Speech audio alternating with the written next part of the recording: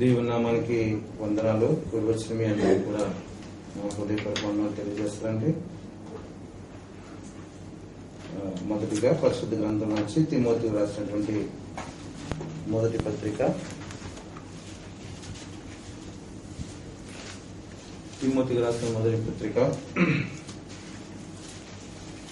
మొదటి అధ్యాయము 15వ వచనం.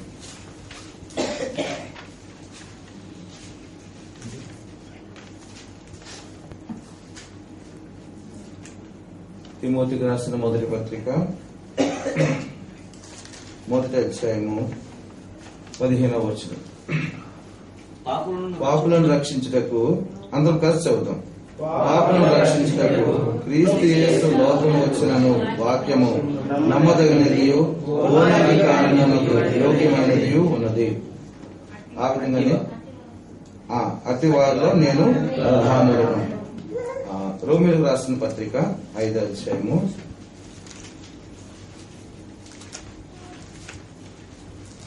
9-10 వచనాలు మనం అందరం కలిసి చదువుతాం. 9-10 వచనాలు అందరం కలిసి చదువుతాం.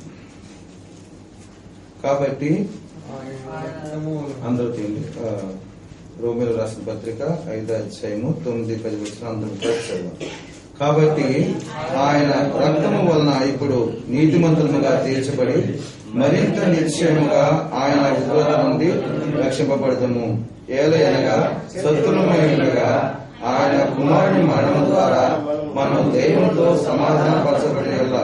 సమాధానపరచబడిన వారమై ఆయన జీవించు చేత మరి నిశ్చయముగా రక్షింపబడతాము. చిన్న ప్రార్థన చేస్తాం. ప్రేమ గల తండ్రి, మీకు వందనాలు, స్తోత్రాలు. గొప్ప దేవాధ్యం కలిగిన దేవానికి వందనాలు.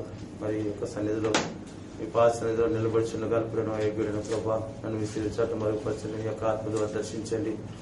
మీ యొక్క ఆత్మ ద్వారా నీ అభిషేకాన్ని దయచేయమని వేడుకుంటున్నాం. సహాయం చేయండి. కూడి వచ్చిన బిడ్డలతో ప్రభా, వారికి కావాల్సిన ఆత్మీయ ఆహారం మాకు దయచేయమని వేడుకుంటున్నాం. సహాయం చేయండి ప్రభా. నీ వాక్యం సమస్తం బాగు చేస్తున్న మాట మా పక్షాన్ని మీరు నెరవేర్చి ప్రభా, మీరే నాతో మాతో మాట్లాడమని యేసు ప్రణామములు అడిగి పెట్టుకుని ప్రార్థిస్తున్నాము పరమ తండ్రి.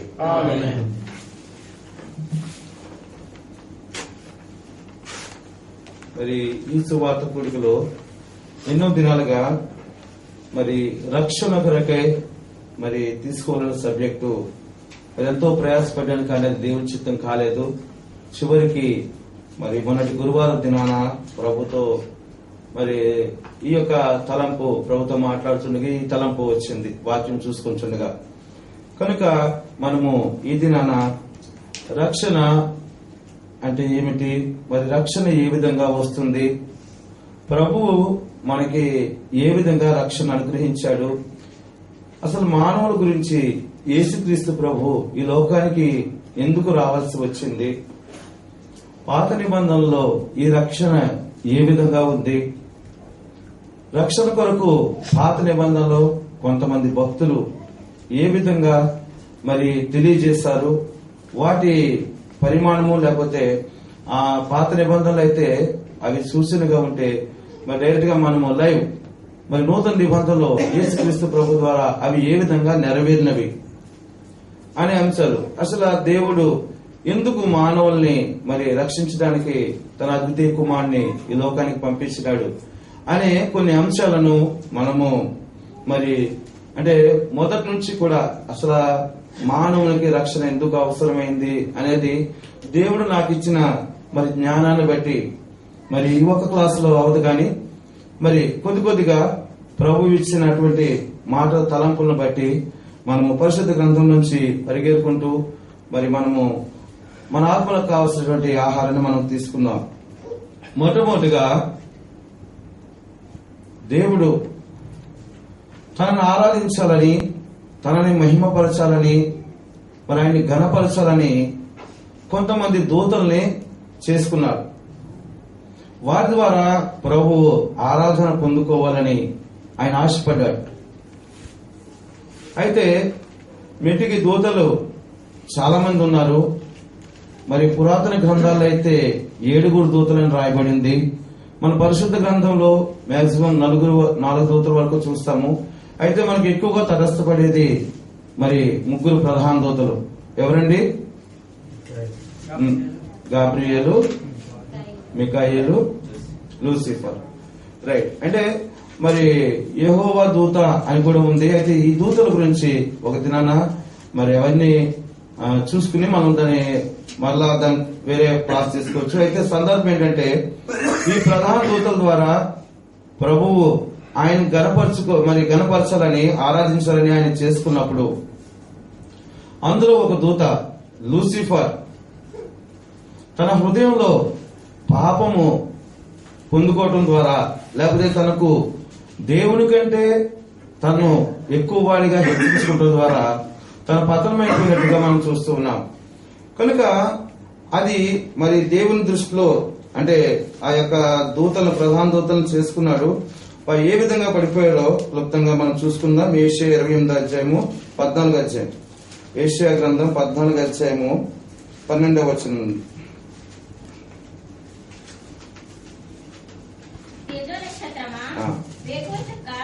నీవెట్లా ఆకాశం నుండి పడితివి, జనములను పడగొట్టిన నీవు నేలమట్టము వరకు ఎట్లు నరకబడితివి. నేను ఆకాశంలోకి ఎక్కిపోయేదను, దేవి నక్షత్రములకు పైగా నా సింహాసనముని హెచ్చింతును, ఉత్తర దిక్కున ఉన్న సభాపర్వతము మీద కూర్చుందును, మేఘమండలము మీదికి ఎక్కుదును, మహోన్నతునితో నన్ను సమానంగా చేసుకుందును అని నీవు మనసులో అనుకుంటివి కదా. నీవు పాతాళమునకు నరకములో ఒక మూలకు త్రోయబడితివే. చాలు. తనకి మనసులో వచ్చింది ఆ ఆలోచన. ఆ దూతకు మనసులో ఆలోచన రాగానే దేవుడు సర్వాంతర్యామి ఆ దూతలని ఆయన చేసి ఉన్నాడు. కనుక తన హృదయాంతరంగాలు ఏమిటో ఆయనకు తెలియదా? అయితే ఈ లేఖనాలు మనకి ఏం తెలియజేస్తున్నాయి?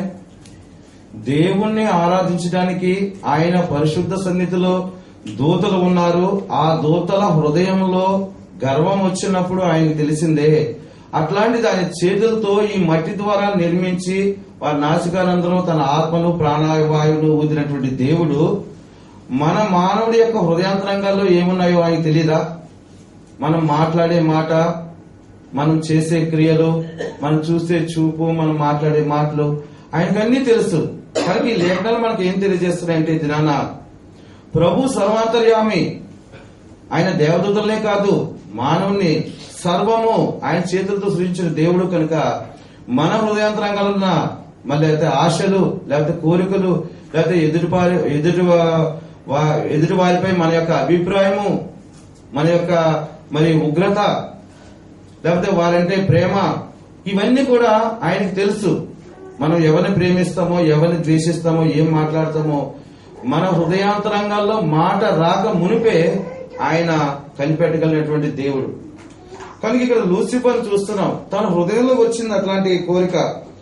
మహోన్నతులను సమాధానం చేసుకుందని నీవు మనస్సులో అనుకుంటేవి కదా. వెంటనే ఏమైపోయాడు? నీవు పాతాళంలో నరకంలో ఒక మూలకు త్రోయబడితివి.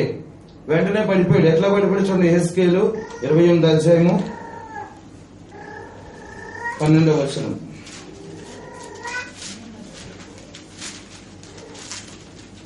నరపుత్రుడా,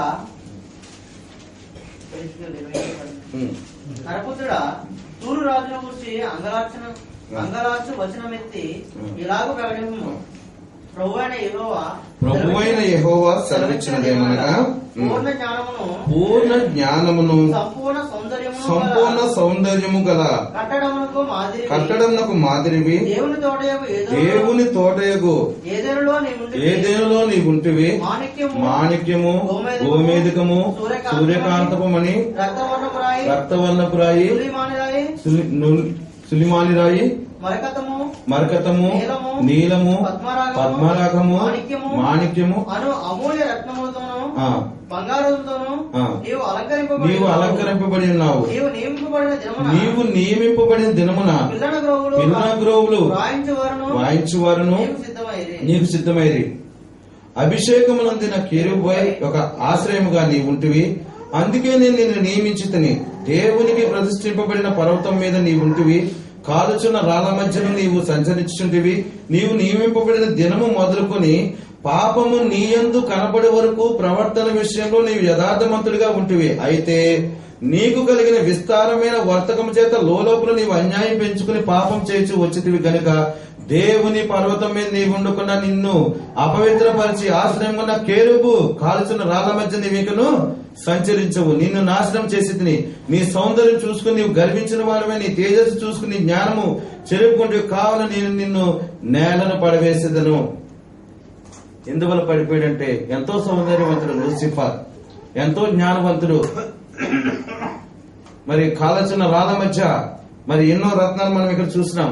అట్లాంటి సౌందర్యంతో వెలుచున్నటువంటి మరి యొక్క లూసిఫర్ తనలో పాపము కనబడేటంత వరకు కూడా ఎంతో మరి నీలో విస్తారమైన వర్తకము చేత లోపల నీవు అన్యాయం పెంచుకుని పాపం చేర్చి వచ్చితివి గనుక దేవుని పర్వతం మీద నీవు ఉండకుండా నేను నిన్ను అపవిత్రపరిచి ఆశ్రయమున్న కేరుబు కాల్చిన రాళ్ల మధ్య నీవు ఇంకా సంచరించవు. ఎటువంటి స్థితిలో, ఎంతటి యోగ్యకరమైన స్థితిలో ఉన్నాడు ఈ లూసిఫర్. అయితే తన హృదయంలో ఎప్పుడైతే పాపాన్ని లక్ష్యం చేశాడో దేవుడి సన్నిధిలో ఉండకుండా పడిపోవడం జరిగింది. ప్రియమైన దేవుని బిడ్డలారా, మొట్టమొదటి చేసుకున్న దేవదూతలలోనే మరి అవిధేయత ప్రారంభమైంది. దేవుడు అలాగని మరి ఆయన బాధపడలేదు, కానీ దాన్ని అక్కడి నుంచి త్రోసివేసినట్లుగా దాని పరిస్థితి మరి పాతాళంలో పడిపోయినట్లుగా మనం చూస్తున్నాం. పేతురు చూడండి ఒక మాట అంటున్నాడు, వాళ్ళ పాతాళంలో భద్రపరచని. పేతురు రాసిన 2వ పత్రిక 2వ అధ్యాయము 4వ వచనం. దేవదూతలు పాపము చేసినప్పుడు దేవుడు వారిని విడిచిపెట్టగా పాతాళ లోకమందలి కటిక చీకటి గల తీర్పుకు కావలిలో ఉంచబడుటకు వారిని అప్పగించాను. కనుక ఇట్లాంటి దేవదూతలైనా కానీ ఎవరైతే పాపం చేస్తారో ఆ లూసిఫర్ అనుచరులు కూడా పడిపోయినట్లుగా మనం చూస్తున్నాం. తనతో ఉన్న సమూహం అంతా కూడా పైనుంచి త్రోసివేయబడ్డారు. కనుక ప్రియమైన దేవుని బిడ్డలారా, నిన్ను నన్ను ప్రభువు మరి రూపించుకున్నాడు. మరి కేరుబుగా ఉన్నటువంటి ఆ యొక్క మరి ప్రధాన దూతే ప్రభు చేత త్రోసిపడింది. నీవు నేను ఎంత మొట్టమొదటిగా దేవదూతలు లేదా దేవదూత అవిధేయత వల్ల లూసిఫర్ సాతానుగా మరి మరి పరలోకం నుండి లేదా దేవుని సన్నిధిలో నుంచి త్రోసివేయబడినట్లుగా మనం చూస్తున్నాం. తర్వాత మరి ఆదికాండము 1వ అధ్యాయం 1వ వచనం మనం చూసినట్లయితే ఆదియందు దేవుడు భూమి ఆకాశమును సృజించాడు.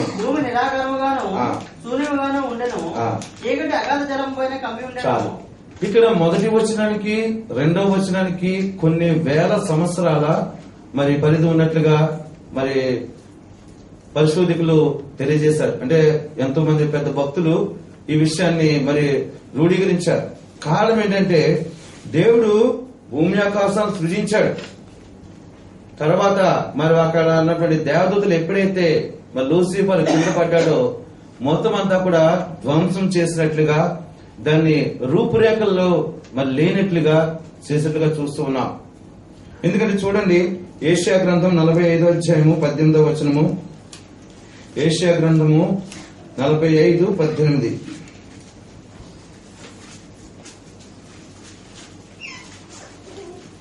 ఆకాశములకు సృష్టికర్తయగు యెహోవాయే దేవుడు ఆయన భూమిని కలుగజేసి దానిని సిద్ధపరిచి స్థిరపరచెను. నిరాకారంగా నుండినట్లు ఆయన దాన్ని సృజింపలేదు, నివాస స్థలముగా ఉన్నట్లు దాన్ని సృజించెను. కాబట్టి దేవుడు భూమి ఆకాశం సృజించాడు, అది నివాస స్థలంగా సృజించాడు. అయితే అది ఆకారం లేకుండా ఉండిపోయిందంటే కారణం సాతాను ద్వారా. అయితే 2వ వచనానికి వచ్చినట్లయితే మనము అప్పుడు భూమి నిరాకారంగాను శూన్యంగాను ఉండెను, చీకటి అగాధ జలముల పైన కమ్మి ఉండెను, దేవుని ఆత్మ జలములపై అల్లాడుచుండెను. కనుక మరి ఈ విధంగా చేసినటువంటి సాతానుడు రూపురేఖలు లేకుండా చేసేస్తాడు. అయితే మరలా దేవుడు మరి దీన్ని మరలా మరి ఏ విధంగా మొదటి రోజున ఏమి సృజించాడో, 2వ రోజున ఏమి సృజించాడో మరి వివరంగా మనకు పరిశుద్ధ గ్రంథంలో రాయబడింది. ఈ మాటలు మనం జ్ఞాపకం చేసుకున్నప్పుడు ఒకటి మనం జ్ఞాపకం చేసుకోవాలా, ఆది యందు దేవుడు అంటే పలానా పరిమితి మనకు చెప్పలేదు, పలానా కాలం మనకు చెప్పలేదు. కారణం ఏంటంటే అది గుప్తంగా ఉంచబడింది. కారణం, ఇది ఎవరు రాశారని ఈ పత్రిక? ఆదికాండము మోషే. మోషే ఎప్పుడు వాడు? ఆదికాండంలో ఇక్కడ లేడు కదా, మొదటి పేజీలో అయితే లేడు, తర్వాత ఉన్నాడు. కారణం ఏంటంటే ఇది దేవుడు తన చెప్పినప్పుడు మరి ఆ 40 దినాలు మరి పైనుండి రాసినాడో ఎప్పుడు రాసినా మనకైతే తెలియదు, కానీ దేవుడు చెప్తే మోషే రాయటం జరిగింది. అందుకే దేవుడు కొన్ని విషయాలు ఆయనకి మరి బయలుపరచకుండా, ఎందుకంటే మొట్టమొదటి కయ్యనికి భార్య ఎలా వచ్చింది అని చాలా మంది ప్రశ్నలు వేస్తారు. ఈ విధంగా కొన్ని మరి మనకి తెలియకుండానే కొన్ని గుప్తంగా ఉంచి దేవుడు కొన్ని మర్మాలను మరి బయటికి రాకుండా కొన్ని ఆయన చెప్పి కావలసినంత మట్టికి మనకి అందజేశాడు. కనుక ఆది యందు దేవుడు భూమి ఆకాశం సృజించెను. దీనికి మరి తేదీ లేదు. అయితే రెండోసారి దేవదూతల ద్వారా నాశనం చేయబడ్డప్పుడు మరలా సృష్టించేసినప్పుడు మొదటి దినాన్ని ఏమేమి మరి చేసినాడో, రెండో దినాన్ని ఏం చేసినాడో సూర్యచంద్రుల్ని, ఈ విధంగా సృష్టి క్రమాన్ని మరలా తెలియజేస్తూ 6వ దినానికి వస్తువులోకి దేవుడు మన పోలికలో మరి ఒక మనిషిని చేసుకుందాం అని నిర్ణయం తీసుకున్నాడు. కారణం ఏంటంటే దేవదూత ద్వారా కూడా దేవదూత మరి వాళ్ళ సమూహం ద్వారా సర్వ సృష్టి నాశనం చేయబడ్డది. కనుక ఆయన మరలా మానవుడిని నా రూపంలో మరి ఒక మానవుని చేసుకుని వాటి ద్వారా ఆరాధన పొందుకోవాలా, ఆయన ద్వారా మహిమ పొందుకోవాలా, మనల్ని ఆరాధించాలి, గణపరచాలి, మహిమపరచాలని దేవుని యొక్క ప్రగాఢమైన కోరిక. కనుక దాని ద్వారా మానవుని మట్టిలోంచి మానవుని తయారు చేసుకున్నాడు. తన జీవాత్మను ఊదాడు, తన ప్రాణవాయువును ఊదాడు, ఒక మనిషిగా చేసుకున్నాడు. చేసుకుని ఆయన ద్వారా మహిమలు పొందాలని ఎన్నో జీవులు సృజించాడు. సర్వ సృష్టిని మనిషికి లోబడిచాడు. తను ఒంటరిగా ఉండటం మంచిది కాదని చెప్పేసి తనకు సాక్షిగా ఒక స్త్రీని నిర్మించినాడు. ఇవన్నీ చేసిన తర్వాత అన్ని జంతువులు పెట్టి ఏదో తోడం చేసి అందులో ఉంచినాడు. చూద్దాం ఇవి ఎట్లా ఉంటారు, మానవులు ఎట్లా ఉంటారని చెప్పేసి ఆయన ఏ విధంగా గణపరుస్తారో చూద్దామని చెప్పి దేవుడు చేసినాడు. మరి సాయంత్రం వేళలో వచ్చి వాళ్ళతో చక్కగా ఆడుకుంటూ మరి ఈ విధంగా తను ఎంతో సంతోషపడుతున్న సమయంలో ఈ శాతాను మళ్ళా ఒక సర్పం ద్వారా మరి ఏదేలో ప్రవేశించినట్లుగా మనం చూస్తూ ఉన్నాం. సర్పము ఎంతో అందంగా నాజుగ్గా మరి కాళ్ళు ఉండేవేమో, ఎంతో అందంగా మరి నాజుగ్గా ఉండేది, అది సన్నగా. మరి హవ్వ దగ్గరకు వచ్చింది. ఇది నిజమా? దేవుడు ఆ పండు తినొద్దన్నాడు నిన్ను, అయ్యో మీరు తింటే దేవదూతలా అయిపోతారని చెప్పినాడు. ఆ మాటలు ఎందుకంటే దేవుడు ఆ పండు తినొద్దన్నది ఆదాముకు చెప్పినాడు. ఆ పరిస్థితిలో హవ్వ లేదు అక్కడ, తర్వాత హవ్వను తయారు చేశాడు. కనుక ఆ మాట ఆమెలో కార్యం చేయలేదేమో తెలియదు, కానీ సాతాను మాటకు లోబడి తన ఆ పండు తిన్నది. తన తింటమే కాకుండా ఆదాముకి ఇవ్వటం కూడా జరిగింది. దాని ద్వారా దేవుడు ఏ పని అయితే చేయొద్దని మానవునికి ఆదాముకు ఆజ్ఞాపించాడో ఆ విషయంలో మరలా అవిధేయత జరిగింది. దాని ద్వారా మరి సర్పానికి మరి శపించబడింది, భూమి శపించబడింది, ఆదాము శపించబడ్డాడు. అక్కడి నుంచి మానవుణ్ణి మరణం ఏలుతూ ఉంది. కనుక ఈ విధంగా మానవుడు దేవుని యొక్క అవిధేయత ద్వారా మానవుడు కూడా రెండోసారి పతనమైనట్లుగా చూస్తూ ఉన్నాం. ఈ విధంగా చూస్తూ నోవాహు కాలం వస్తువులోకి అప్పుడు కూడా చాలా మంది మరి పురుషులు, స్త్రీలు, మానవులంతా అభివృద్ధి చెందారు. అభివృద్ధి చెంది నోవాహు నీతిమంతుడు, నిందారహితుడిగా ఎంచుకున్నాడు దేవుడు. ఆయన ద్వారా 120 సంవత్సరాలు మళ్ళా సర్వ సృష్టికి సువార్తను ప్రకటించాడు ఆయన ఆత్మ ద్వారా. అయితే ఎవరు వినేవారుగా లేరు. అయితే నోవాహు ఒక వారం చేసుకో, నీ కుటుంబాన్ని అందులో సిద్ధపరచు అని చెప్పినాడు. నోవాహు విధేయత చూపించాడు, కానీ అక్కడ ఉన్న వాళ్ళందరూ హేళన చేశారు. వాళ్ళందరినీ కూడా జలప్రలయం ద్వారా దేవుడు తుడిచేశాడు. కారణం దేవుని యొక్క ఉగ్రత. మానవుడు అవిధేయత చూపిన ద్వారా మరి ఆయన యొక్క కోపోద్రేకానికి మరి 365 రోజులు వర్షము, నీరు, ఎంతో భయంకరమైన స్థితిలో అందరూ కూడా పక్షులు, జలరాశులు అన్ని కూడా నాశనమైపోయినాయి. మరి వాళ్ళలో ఉన్నటువంటి నోవాహు కుటుంబమే రక్షింపబడి వారి ద్వారా మళ్ళా మరి మానవులు అభివృద్ధి చెందమని చెప్పేసి దేవుడు చేయటము, మళ్ళా ఇంకొకసారి నేను మానవుల్ని ఈ విధంగా చేయనని ఒక నిబంధన మరి ఇంద్రధనస్సును ఉంచి ఆకాశంలో దాని ద్వారా మానవులకి దేవునికి నిబంధన పెట్టి మరి మానవులు అభివృద్ధి చెందడానికి దేవుడు ఎంతో ప్రయాసపడినాడు. ఆ విధంగా వారిని ఆశీర్వదించినాడు. తర్వాత అబ్రహాముని మరి పిలుచుకున్నాడు. నీవు ఆశీర్వదింపబడతావు, నీవు ఆశీర్వాద కారణంగా ఉంటావు అని చెప్పి ఆయన ఇంట్లోంచి పిలుచుకున్నాడు. ఆయన ద్వారా మరి ఇసుక రేణువులో నీ సంతానం వర్ధిల్లుతుందని చెప్పి మరి ఆయన ఆశీర్వదించి ఎంతో మంది జనాంగంగా మరి యాకోబు ఐగుప్తు రావటము, ఐగుప్తు నుంచి మరి 6 లక్షల కాలబలం మరి బయటికి రావటము దేవుడు చేసినటువంటి కార్యాలు. ఈ విధంగా దేవుడు మానవులు చేసుకుని మానవుల ద్వారా మహిమ పొందాలనుకున్నాడు. కానీ మరి అక్కడక్కడ మరి అబ్రహాము మరి కొంతవరకు విధేయత చూపించినాడు. నోవాహు ఎంతమంది ఉన్నారు మరి పైకెత్తబడిన ఎవరండి? హానోకు. ఈ విధంగా దేవుడితో నడిచిన వారు చాలా మంది ఉన్నారు మరి భక్తులు. అయితే మరి ఇక్కడ ఇప్పుడు మనం చూసినట్లయితే కొంతవరకు వస్తువులోకి యాకోబు సంతానము ఐగుప్తులో మరి ఇజ్రాయెల్ ప్రజలుగా కొంతమంది వచ్చి అక్కడ వారి చేత బాధింపబడటానికి కారణంగా ఉన్నారు. కేవలం ఎందుకంటే దేవుణ్ణి మరి విడిచిపెట్టేస్తున్నారు కనుక వారిని శిక్షకు పాత్రలుగా దేవుడు చేస్తున్నాడు. కనుక అక్కడ ఐగుప్తులో వారి ఎరగనటువంటి రాజు రావటము, వాళ్ళని బాధించడము జరిగింది. వారి మూలుగులు విని మళ్ళా అక్కడి నుంచి రక్షించడం జరిగింది. ప్రియమైన దేవుని బిడ్డలారా, ఈ విధంగా దేవుడు మొట్టమొదటిగా లూసిఫర్ మరి అవిధేయత ద్వారా మరి ఆకాశంలో నుండి దేవుని సన్నిధిలోంచి బయట పడిపోయినట్లుగా మనం చూస్తూ ఉన్నాం. తర్వాత ఆదాముని ఒక మంచి స్థలంలో ఏదెను వనంలో ఉంచాడు. ఆదాము కూడా ఏ విధంగానైనా కానీ దేవుని చెప్పిన మాటకు అవిధేయత చూపించడం ద్వారా మరి మనిషిలోకి పాపము జొరబడింది, మరణము ప్రారంభమైంది. ఈ విధంగా మరి నోవహు కాలమస్తులోకి కొంతమందిని దేవుడు తన ఉగ్రత ద్వారా తీసివేసినట్లుగా మనం చూస్తూ ఉన్నాం. అయితే మిగిలిన శేషము ఐగుప్తులో అక్కడ వారు రోదనలు మూలుగుల ద్వారా దేవుడు విని మోషే అహరోనులను పిలిపించి మరి అరణ్యంలో తీసుకొచ్చినట్లుగా చూస్తూ ఉన్నాం. సరే, మెట్టికి ఇప్పుడు మనము రక్షణ కొరకే మరి చూస్తూ ఉన్నాం. దేవుడు అనాది కాలంలోనే మరి కొంతమందిని ఆయనకు విధేయత చూపించిన వారిని రక్షించినట్లుగా, వారి వెంట ఉండి వారిని స్థిరపరిచినట్లుగా మనం చూస్తూ ఉన్నాం. ఎవరైతే అవిధేయత చూపించారో వారు నష్టపోయినట్లుగా కూడా చూస్తూ ఉన్నాం. చూడండి మరొకసారి రోమీయులకు రాసిన పత్రిక 5:12.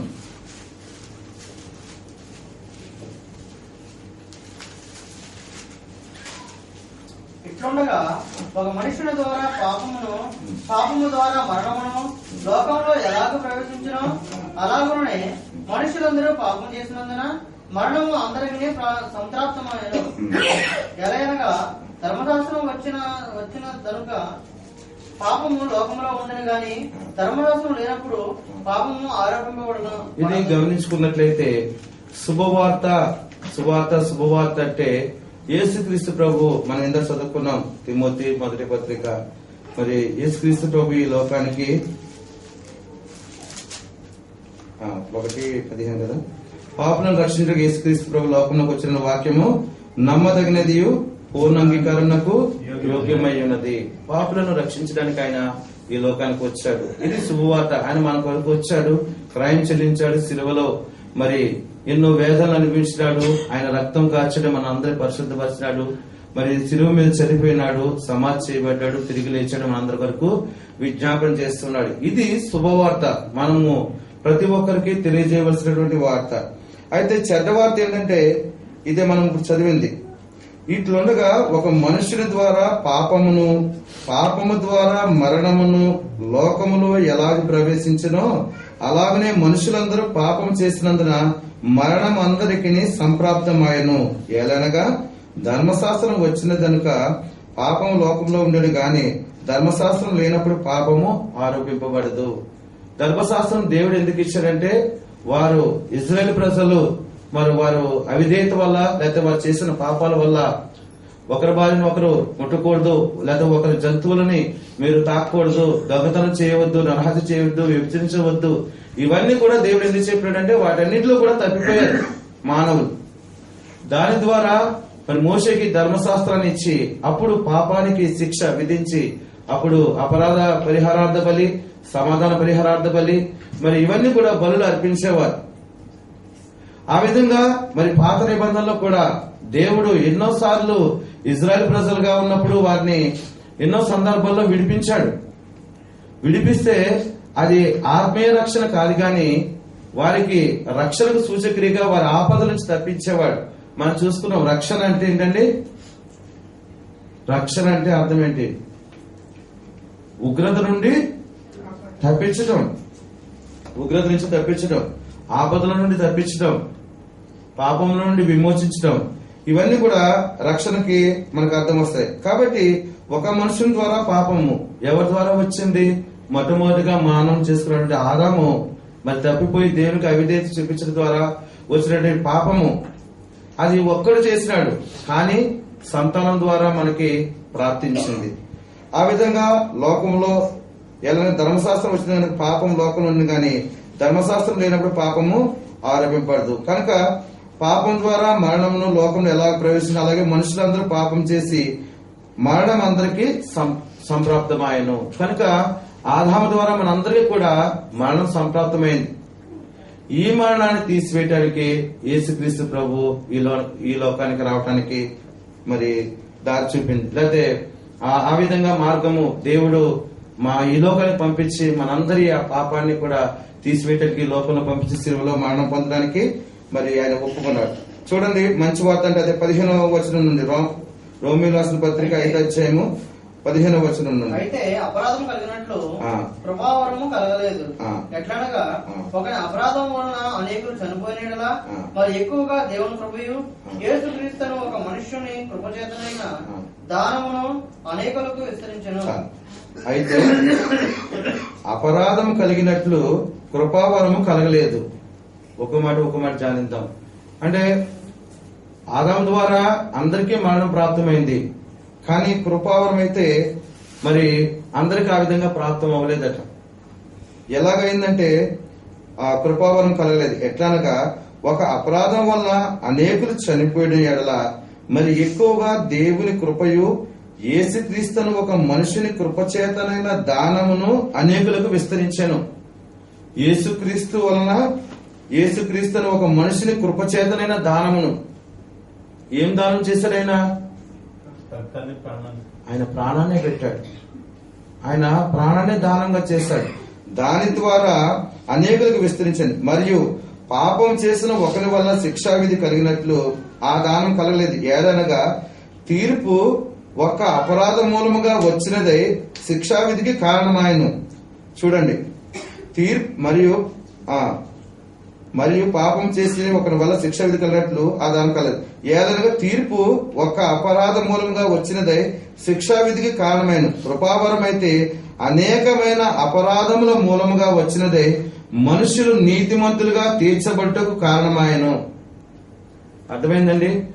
ఒక పాపం చేయడం ద్వారా ఆదాము ద్వారా అందరికీ మరణం సంప్రాప్తమైంది.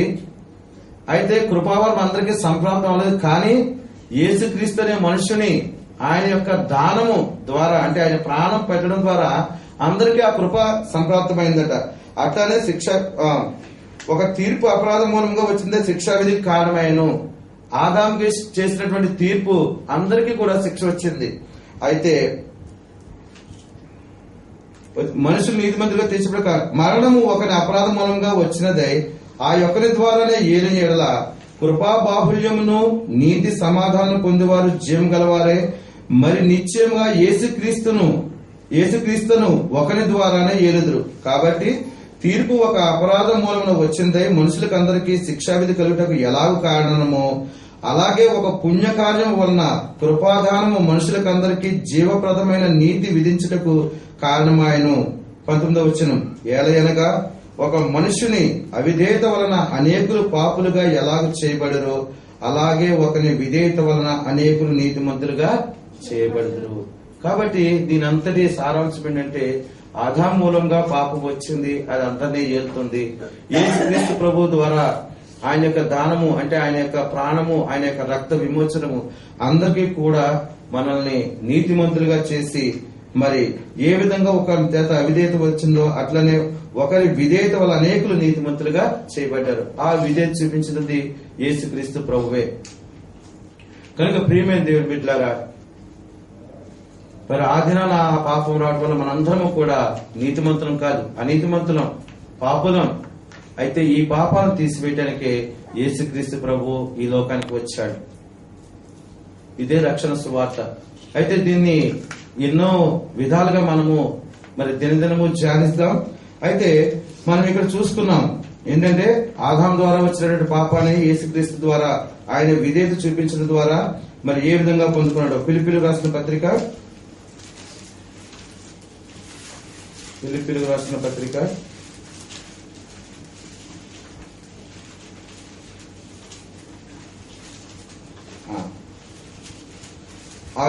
రెండు 6వ వచనం.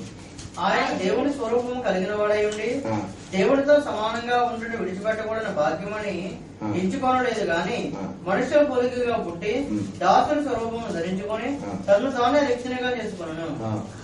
మరియు ఆయన ఆకారవంత మనుషుడిగా కనబడి మరణం పొందినంతగా అనగా శిలువ మరణం పొందినంతగా విధేయత చూపిన వాడై తను తాను తగ్గించుకున్నాను. శిలువ మరణం పొందినంతగా మరి తను తాను తగ్గించుకుని మరి విధేయత చూపిన వాడే తను తాను తగ్గించుకున్నాను. కనుక యేసు తండ్రి అయినటువంటి దేవుడు ఏ ఉద్దేశంతో మరి లోకానికి పంపించినాడో ఆ విషయం ఆయన ఎంతో విధేయత కలిగి మరి అన్ని విషయాల్లో తన ప్రాణాన్ని పెట్టడానికి సిద్ధపడినట్లుగా చూస్తున్నాం.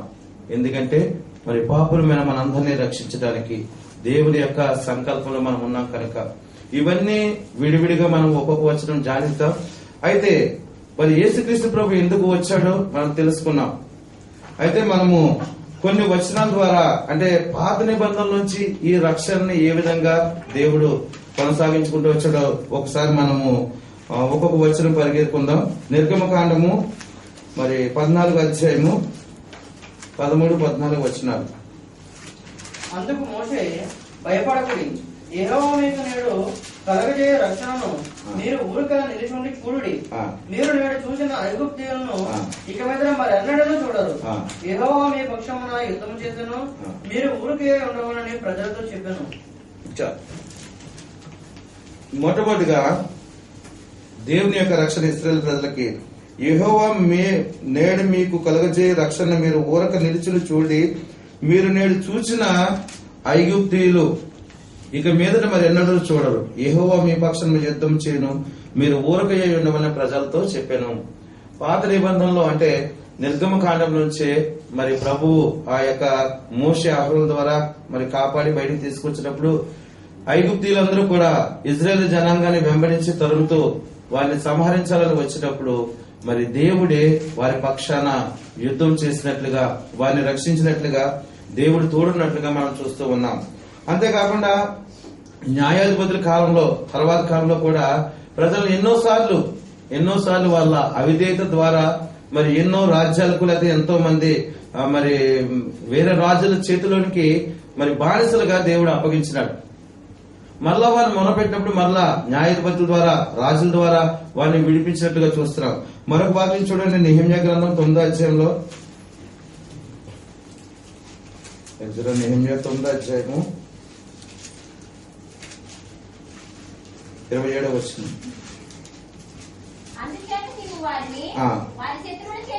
వారి శత్రువుల చేతికి అప్పగించేటివి, ఆ శత్రువులు వారిని బాధింపగా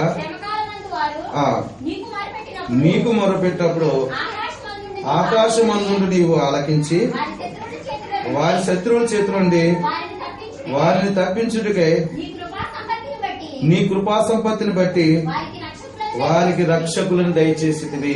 ఎవరైతే ఆ దినాన ప్రవక్తలు గాని లేకపోతే న్యాయాధిపతులు గాని రాజులు గాని రక్షించేవారో వారిని రక్షకులు అనేవారు. కనుక దేవుడు మొదటగా ఇజ్రాయెల్ ప్రజలను ఆయనే యుద్ధం చేసి రక్షించాడు. తర్వాత కొంతమంది న్యాయాధిపతులను మరి రాజులను మరి అలా రక్షకులుగా పెట్టి ఇజ్రాయెల్ రక్షిస్తూ ఉండేవారు. కారణం ఏంటంటే సాక్షాత్కి పడిపోయిన స్థితిలో ఉన్నారు. మరలా ఎప్పుడైతే వారు పశ్చాత్తాపడి ప్రభు వైపు తిరిగి నీవే నా దేవుడువు ప్రభా, నేను తప్ప మేము ఎవరిని ఆరాధించము అని పశ్చాత్తాపం ఎప్పుడైతే పడ్డారో మరలా వారిని కొంతమందిని పంపించి విడిపించారు. వారిని రక్షకులుగా మరి చూస్తూ ఉన్నాం. అంతేకాకుండా చూడండి, మొదటి సమయాలు 14వ అధ్యాయం 45వ వచనం. ఇక్కడ కూడా యోనాతాను యుద్ధంలో జయం కలగజేస్తాడు. అప్పుడు సౌలు ఇశ్రాయేలుకు దేవుడైన యెహోవా దోషిని కనపరచమని 14:45 అయితే జనులు ఆ. సౌలుతో ఆ. ఇశ్రాయేలులకు ఇంత గొప్ప రక్షణ కలగజేసిన యోనాతాను మరణమవునా అదన్నిటికీ కూడదు. అదన్నిటికీ కూడదు. దేవుని సహాయం చేత ఆ. ఈ దినమున ఆ. యోనాతాను మనలను జయమునందించెను. ఆ. యెహోవా జీవముతోడు ఆ.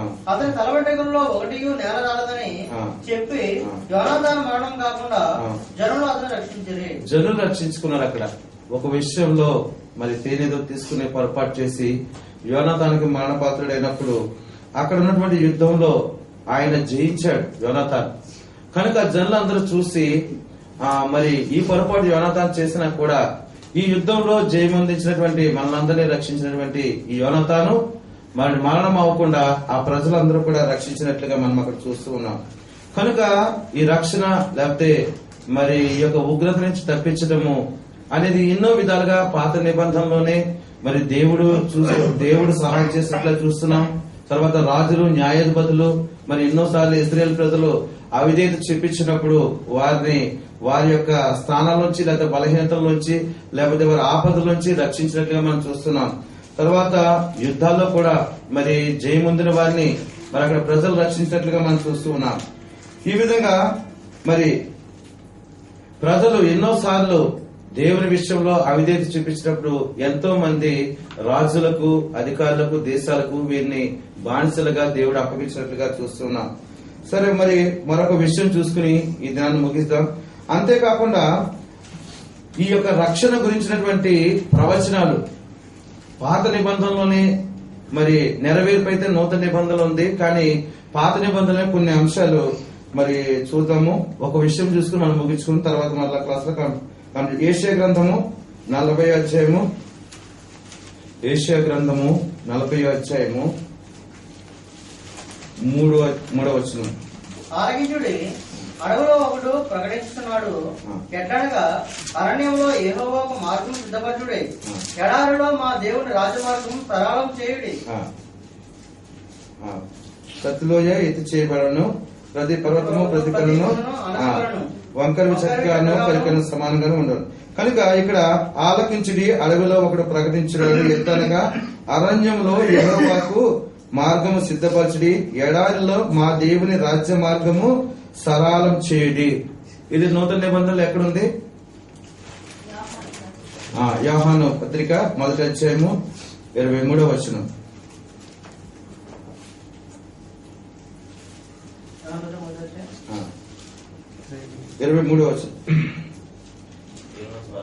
యోహాను సువార్త, క్షమించి, యోహాను సువార్త 1వ అధ్యాయము 23వ వచనం. అందుకు ప్రవక్త అయిన యెషయా చెప్పినట్లు, నేను ప్రభుతో సరళం చేయడి అని అరణ్యంలో ఎలుగెత్తి చెప్పు ఒకని శబ్దం అని చెప్పాను. కనుక ఇక్కడ బాప్తిస్మిచ్చి యోహాను యేసు ప్రభు ముందుగా వచ్చి ఆయన గురించి ఎన్నో రకాలైన సాక్ష్యము ఎంతో తగ్గించుకుని ఆయన చెప్పుల వారిని ఇప్పుడు కూడా నేను సరిపోను, మరి నేనైతే నీళ్ళలో బాప్తిస్తున్నాను, ఆయన అగ్నిలోను నీళ్ళను బాప్తిస్మిస్తానని చెప్తున్నాడు. అంతేకాకుండా మరి ఇదిగో లోక పాపలను మోసుకును దేవుని గొర్రెపిల్ల, ఇట్లాగా యేసు ప్రభు గురించి సువార్తను ఎంతో గొప్పగా మరి బాప్తిస్మిచ్చి యోహాను ప్రకటించినట్టుగా మనం చూస్తూ ఉన్నాం. పరలోక రాజ్యం గురించి మరి సర్ప సంతానమా రాబో ఉగ్రత నుంచి మరి తప్పించుకుని వారు తప్పించువాడేవాడు. కనుక ఇదిగో మీరు ఒక రక్షణ పొందకపోతే గొడ్డలి చెట్లు వేరున ఉంది, చెట్టు మొదట ఉంది గొడ్డలి మరి అని చెప్పి ఈ విధంగా ఖండించడానికి యోహాను ఎంతో మరి ధైర్యంగా మరి సువార్తను దేవుని రాజ్యం గురించి ప్రకటించినట్లుగా యేసు ప్రభు గురించి ప్రకటించినట్లుగా మంచి సాక్ష్యం ఇచ్చినట్లుగా చూస్తున్నాం. కనుక ఇది యెషయా గ్రంథంలోనే రాయబడింది. మరొక మాట చూడండి, ఇర్మియా గ్రంథము 31వ అధ్యాయము 31వ వచనం. ఇదిగో నేను ఇశ్రాయేలు వారితోను యూదా వారితోను కొత్త నిబంధన చేయు దినములు వచ్చినవి, ఇదే యెహోవా వాక్కు. అది ఐగుప్తులో నుండి వారిని రప్పించుటకే నేను వారిని చేపట్టుకున్న దినమున వారి పితరులతో నేను చేసిన నిబంధన వంటిది కాదు. నేను వారి పెనిమిటినైనను వారు ఆ నిబంధనను భంగం చేసుకునేది, ఇదే యెహోవా వాక్కు. ఈ దినములైన తరువాత నేను ఇశ్రాయేలు వారితోను యూదా వారితోను చేయబో నిబంధన ఇదే, వారి మనసులలో నా ధర్మ విధి ఉంచెదను, వారి హృదయం మీద దాన్ని రాసెదను, యెహోవా వాక్కు ఇదే. ఇది చూడండి, కొరింథీయులకు రాసిన మొదటి పత్రిక 11వ అధ్యాయము సమయం అయిపోయింది కాబట్టి ముగించుకుంటాం. మరి 11వ అధ్యాయము 24-25. దాన్ని విరిచి ఆ, ఇది మీ కొరకైన నా శరీరము, ఆ. నన్ను జ్ఞాపకం చేసుకున్నట్టుగా దీన్ని చేయడం చెప్పాను. ఆ, ఆ ప్రకారమే భోజనమైన పిమ్మట ఆయన పాత్ర తెచ్చుకుని, ఈ పాత్ర నా రక్తము వలన క్రొత్త నిబంధన, ఆ. మీరు దీనిలో నుంచి త్రాగినప్పుడల్లా నన్ను జ్ఞాపకం చేసుకున్నట్టుగా దీన్ని చేయడం కాబట్టి ఈయన యొక్క శరీరము, ఈయన రక్తము నూతన నిబంధనలో మనందరికి కూడా కొత్త నిబంధనగా ఆయన జ్ఞాపకం చేసుకోవాలని తను తానే మనం అర్పించుకున్నట్లుగా మనం చూస్తూ ఉన్నాం. కనుక ప్రియమైన దేవుని బిడ్డలారా, ఈ విధంగా ఎన్నో వాక్యాలు ఉన్నాయి. దేవుడి చిత్తమైతే మనం ఒకసారి చూసుకోవచ్చు. కనుక ఈ దినాన మనము ధ్యానించిన మాటలు ఏంటంటే, దేవుడు మొట్టమొదటిగా దేవదూతలు చేసుకున్నాడు. అయితే వారు అవిధేయత, వారిలో పాపం ద్వారా దేవుడికి అవిధేయత చూపించడం ద్వారా మరి అక్కడి నుంచి త్రోసివేయబడ్డారు. వారెంతో యోగికమైన స్థితిలో, యోగికరమైనటువంటి సంగీతాలతోనో నాట్యాలతో వారు ఎంతో మరి యోగికరమైన స్థితిలోంచి లూసిఫర్ అక్కడ సాతానుగా మరి మార్చబడి అక్కడ పరలోకం నుంచి మరి త్రోసివేయబడినట్లుగా చూస్తూ ఉన్నాం. ఆ విధంగానే యోధాన్ మరి ఆదామును నిర్మించుకున్నాడు. తన అవిధేయత చూపించడం ద్వారా మరి ఎంతో శ్రేష్టమైన ఏదోని తోట నుంచి త్రోసివేయబడినట్లుగా చూస్తూ ఉన్నాం. తర్వాత నోవహు కాలంలో జలప్రలయం ద్వారా సర్వసృష్టిని మరొకసారి నాశనం చేసినట్లుగా చూస్తున్నాం. కారణం, వారందరూ కూడా పెళ్లిళ్ళకి ఇచ్చుకుంటూ తిరుగుచూ త్రాగుచూ వారు దేవునికి అవిధేయత చూపించడం ద్వారా, ఈ విధంగా మానవుడు ఎన్నో సార్లు దేవునికి అవిధేయత చూపించడం ద్వారా ఇజ్రాయెల్ జనాంగాన్ని అడవిలో ఎంతో మంది మరి ప్రభువుకి ఆయాసం పుట్టించడం ద్వారా ఎంతో మంది నశించిపోయినట్లుగా చూస్తున్నాం. కనుక ప్రియమైన దేవుని బిడ్డలారా, ఈ విధంగా మానవుని యొక్క సర్వ పాపాలను తీసివేయాలంటే యేసుక్రీస్తు ప్రభువే ఈ లోకానికి రావాల్సి వచ్చింది, ఆయన ప్రాణం పెట్టవలసి వచ్చింది అని మనం కొన్ని లేఖనాల ద్వారా చూసుకున్నాం. పాత నిబంధనలో ఏ విధంగా దేవుడు రక్షించాడు, ఏ విధంగా ప్రజలు రక్షించారు, ఏ విధంగా నాయకులు, రాజులు మరి న్యాయాధిపతులు రక్షించారు కొన్ని లేఖనాలు చూసుకున్నాం. మరొకసారి అసలు రక్షణ ఇంకా మరి అది మనకి ఏం చేస్తుంది, దీనివల్ల ఎన్ని ఉపయోగాలు ఉన్నాయి, కొన్ని అంశాలను మరి దేవుడి కృపలో మనం దేవుడి చిత్తానుసారంగా మనం ప్రభు ఇచ్చిన మీద ధ్యానించుకుందాం. కొంత సమయం లేట్ అయింది, క్షమించండి. మరి చివరి ప్రార్థన చేసుకుని ఈ వాక్యం దేవుడి వ్యక్తులు మనందరం జీవించుకుందాం.